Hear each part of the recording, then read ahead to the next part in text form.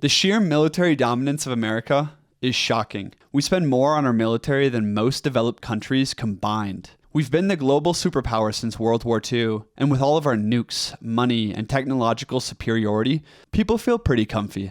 And yet, if there was another global conflict, whether it was with Russia, China, or the whole Islamic world, I think America would have a rough go.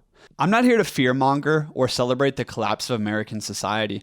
In fact, I love America, but something is deeply wrong with our culture. And in this video, I want to explain how we have lost the one thing that defines a healthy nation. Without it, we're going to continue to be self-destructive in peace and vulnerable in any conflict. The one thing we lack is asabiya. This is an old Arabic word that means a shared group feeling or a social bond that holds people together. Ibn Khaldun was a 14th century historian, sociologist, and philosopher whose work laid the foundation for several modern social sciences. I'm surprised his work is not more widely read. He is best known for his book Muqaddimah, which offered radical new insights into the rise and fall of civilizations. For Ibn Khaldun, asabiya wasn't just a common bond of friendship, it was in fact the driving force behind the civilizational cycle. It's the thing that brings people together into a single body and helps them overcome challenges, overcome enemies, and even establish states. For Khaldun, the true strength of a nation was not measured in wealth, but in asabiya.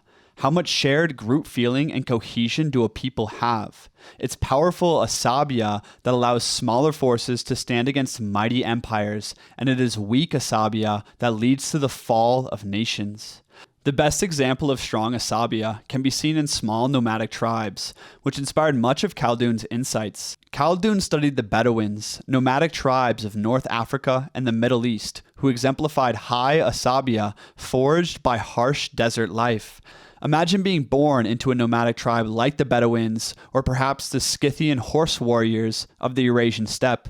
You grow up in a tight-knit community, always on the move. You train, hunt, and fight with the other boys. You care for your elders and endure hardships together. You're not an isolated individual, but you are one with the greater body. You feel immense pride in your people, expect the best from your comrades, and you are ready to sacrifice for them. This is why the nomadic tribe is sky high in asabiya, and it's the reason that the Bedouins, Scythians, Huns, and Mongols repeatedly withstood and then conquered great empires. You see, when you have strong asabiya, the population voluntarily follows the laws, and they willingly fight for the whole. But when you have weak asabiya, the people only follow the state's dictates out of habit, or fear, or coercion. Obviously, the latter is a very weak system that is basically just following the status quo, but it's vulnerable to any strong asabiya foe. From these insights, Ibn Khaldun recognized that asabiya is the real foundation for political and military power. Without it, you don't have shit but an empty shell. The principle of strong asabiya overcoming weak asabiya is littered throughout history. We saw it at work when small bands of German tribes united together to repel Roman legions for centuries, and then they sacked Rome in 410 and 445 AD.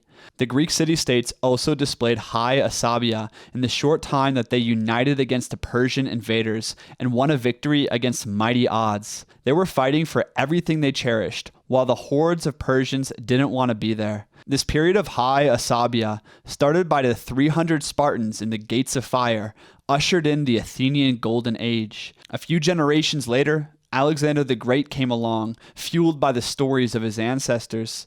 He and his band of 30,000 Macedonians were convicted by a destiny, and they had their godlike leader. With that, they conquered the entire known world. I don't think people understand how inconceivable that was.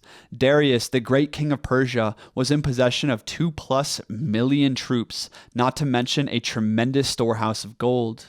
In the legendary quest of Alexander, we see Khaldun's insight that when high asabiya is united around a royal authority, whether it's a messiah or a great king, small forces can overcome mighty empires. Frank Herbert's Dune, for instance, inspired largely by Islamic and Berber cultures, is a story of asabiya.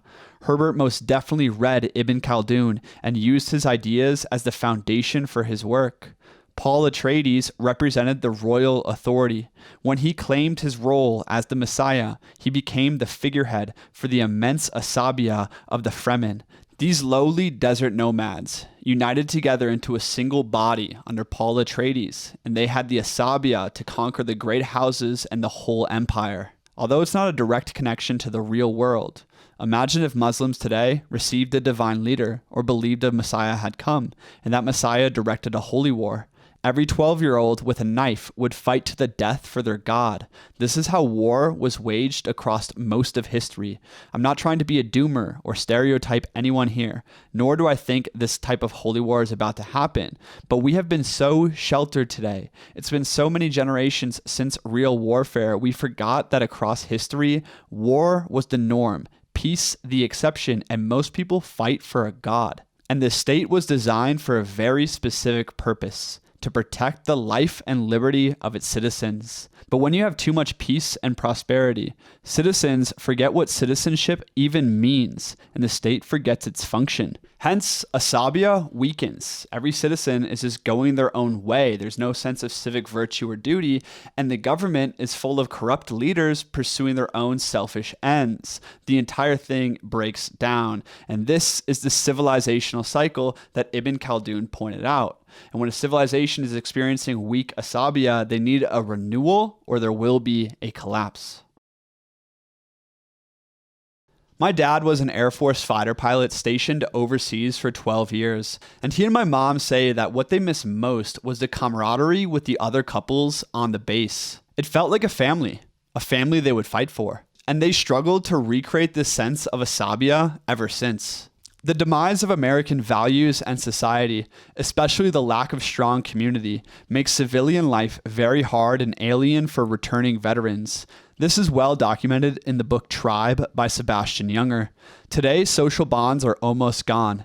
People walk alone, disconnected from anything outside of work and a few friends. Something is deeply broken within the heart of the nation, and it's getting worse. This is America's real disaster. Asabia is just as important in peacetime as it is in wartime. It's just harder to maintain if you don't have an open frontier, which I talk about in many other videos. Asabia is one of the most primal human needs. We need to feel part of something larger. We need a tribe. We need belonging, and most of all, shared purpose. Americans once had this, especially in the beginning with Manifest Destiny and through World War II. But since 1950s, Asabia has plummeted, and now we are openly hostile to one another. Phones, technology, and COVID have made us increasingly isolated. Most people lack close friends and community entirely. They are citizens of nothing. Our tribal instincts are directed towards superficial pursuits like performative social justice or watching sports. To make matters worse, many men feel hated and discriminated against in society. In a recent video about citizenship, some of the top comments were, "Men won't fight for a nation that hates them." And I couldn't agree more. I know men who are built to be soldiers. They idolize it. They wanted to be special forces operators since they were boys, and now, in their 20s, they refuse to enlist because they don't believe in the nation anymore. And they definitely don't believe in fighting for the military-industrial complex or for these puppets that they see as leaders. America has zero Asabia. Actually, we have negative Asabia, and I don't see it getting any better unless we have some major changes. The bottom line is, we need to get serious about tribe, not just for war, but for peace. It's time we rebuild the close-knit communities that once defined America. Thanks for watching Wisdom Warriors. My name is Christian. If you're a leader out there who wants to talk more about building culture, community, and leadership, I invite you to join the Men's Academy. Link in the description to talk to me one-on-one about that. For everyone else, please subscribe for more content like this. And you can click here for another video about the loneliness epidemic and the retribalization of America. Peace.